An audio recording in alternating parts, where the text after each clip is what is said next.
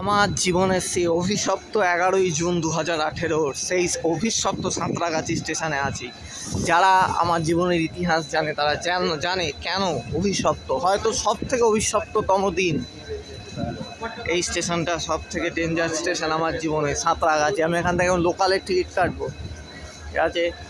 যাই হোক, কেন অভিশপ্ত সবাই জানে, সবাই বলে যারা আমায় জানে তারা জানে। যাই হোক, এই যে সাঁতরাগাছি ডেঞ্জার এরিয়া, 2018 সালের সেই জুন মাসের 11 তারিখের সেই অভিশপ্ত দিন। বাপরে বাপরে বাপ, ভয় করছে। যাই হোক, আগে টিকিট আছে, চাপ নেই।